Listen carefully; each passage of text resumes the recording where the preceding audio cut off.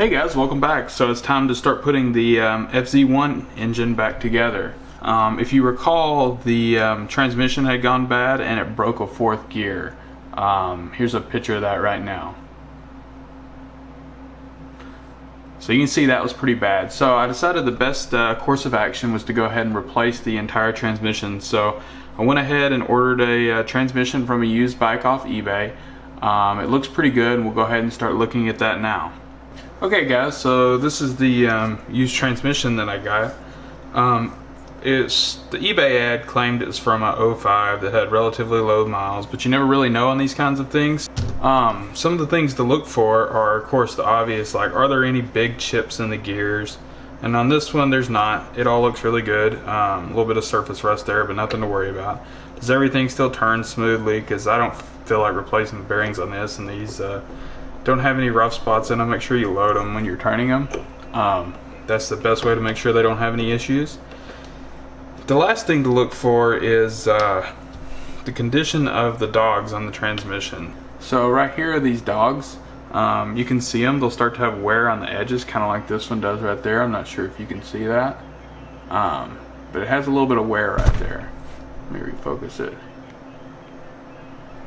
Yeah, right there you can kind of see that, but that's nothing to worry about yet. The other one, same kind of deal. Look for any big chunks out. Check these inner dogs right here, because this is what causes the second gear problem on Yamahas. I'm not sure if you can see that right there. Those dogs that are right there. Sometimes some of the shift drums themselves will get damaged and cause poor shifting. So this transmission is really in pretty good shape, and we're gonna go ahead and put it in the bike. One other thing to note though is to make sure that the gears are the way they're supposed to be, because sometimes they fall off and then the sellers just stick them back on, so they're not always exactly like they're supposed to be. So the first step with the engine here is going to be take the case halves back apart. I just put them together to make it easy to keep up with everything. It's just held together by 4 bolts, so I'm going to go ahead and remove those and pull the crank out so we can get started.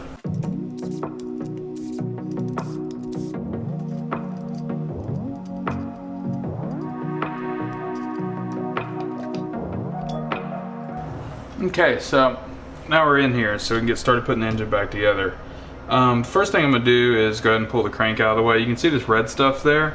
That's assembly lube, just to keep it. I didn't want the journals rusting or anything like that. So, go ahead and start fitting up some of the transmission, because that's just what's easiest for me. And then I'll probably move to the pistons next, because on these single block engines, it just makes it a little easier to put the pistons in first. That way I can set the crank down on it, because it's kind of heavy.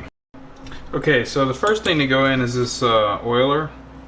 On these, I always like to just put a little bit of oil on the O-rings to make sure they go in, especially if the block's been cleaned like this one has and doesn't have a lot of oil on it. This just makes sure they go in smoothly.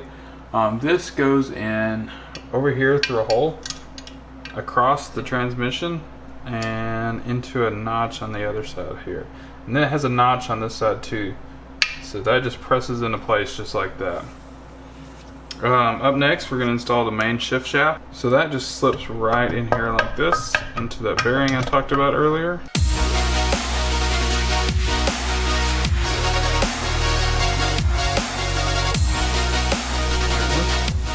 So this one kind of presses in. This one went all the way in, luckily, and didn't give me a bunch of trouble. But over here, we'll get to that in a minute. But there's some bolts that need to go in on this side, and they have to be aligned a certain way. So first, this shaft goes in down here at the bottom with the kind of pointy bit facing up, and then the shift shaft goes in. Of course, the next thing is going to be the rods that go in. A little oil on that too.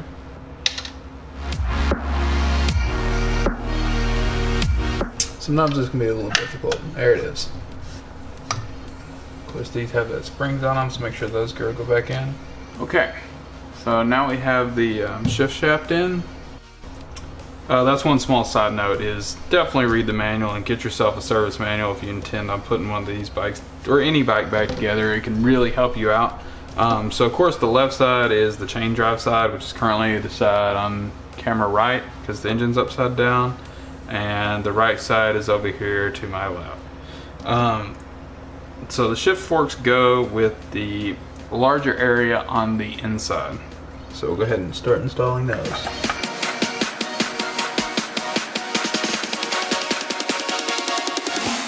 And the right goes just like that, the opposite way. The last piece to go in, of course, is the main shaft here. I'm gonna go ahead and set it in for now, just for a little bit of testing. So we're gonna make sure it gets into those grooves there. And there it is. I'm actually not gonna put this together yet because the seal hasn't come in yet, and that should be in tomorrow. So I'm gonna go ahead and pull this back out and that other shaft just to keep this from falling, keep those from hitting when I turn the engine back upside down.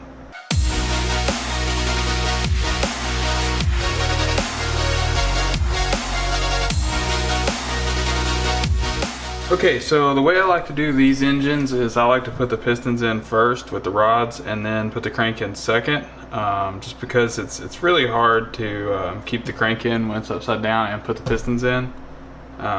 Some people, you know, like a car does it that way, but it really doesn't work well on this. I already pre-oiled the cylinders with a little bit of two-stroke oil. I'm gonna go ahead and put a little more on.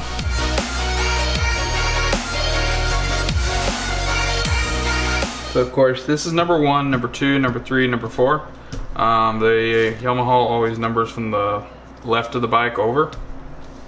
So I don't have a ring compressor, so we're gonna do these the old-fashioned way.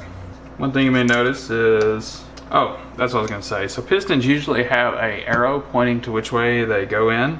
They go this way. I'm gonna go ahead and start putting these in. I don't have a ring compressor like I said. Oh, sorry, one more thing. So you need to make sure the rings are at their appropriate spots. Now we can put the rod back in.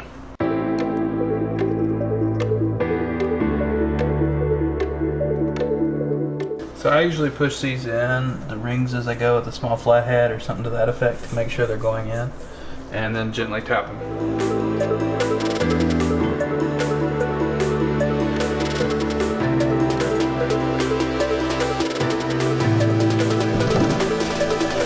And the last one.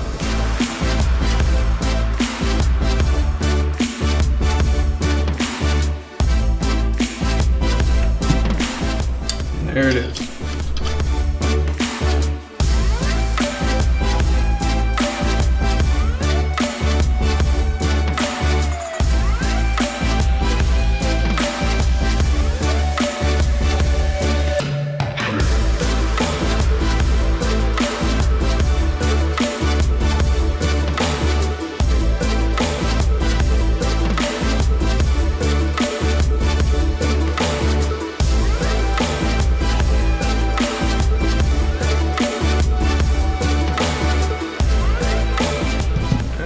Number 3, and last, number 4.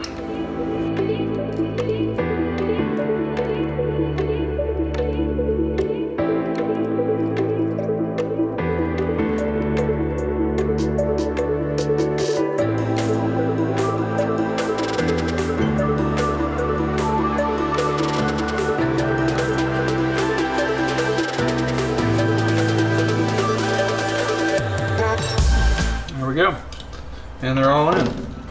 So go ahead and flip the block back over. Okay, so up next we're going to put the crankshaft back in. First I'm going to use some Itsuki assembly lube. I like this stuff, it is super tacky, you can see here. Oh yeah, that's the stuff. So I'm going to put this on all the rod bearings. This, of course, just protects it during startup before oil really gets going.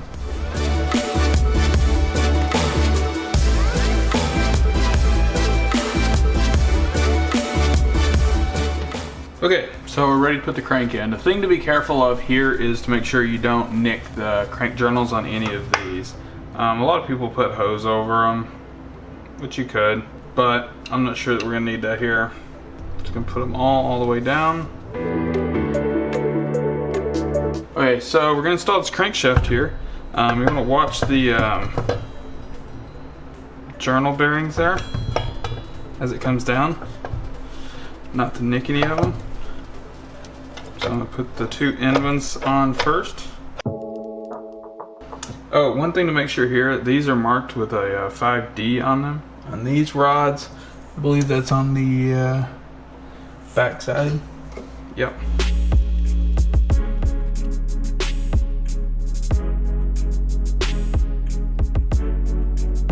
Again, make sure you line up that mark there with the mark that's on the rod itself.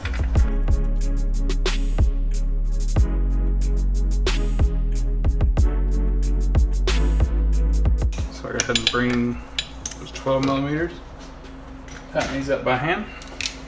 Not tighten, but just so they make contact.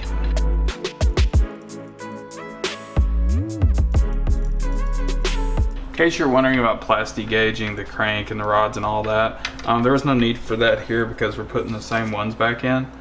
We're not putting new ones in, so there's no need to check the clearance because it's already been checked by Yamaha.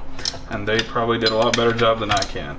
I do have an R1 coming up that's going to need that done though, so we will get that done in the future.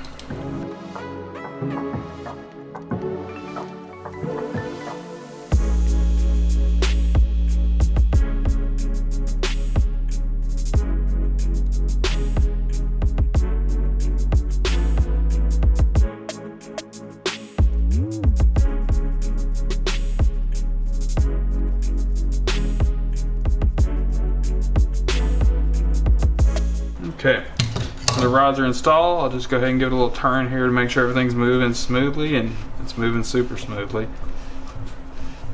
When I'm turning it, I'm keeping downward pressure on it to make sure the crank doesn't pop out. So up next, we'll reinstall this crank back, or the counter pulley back here, and then get ready to reassemble the cases.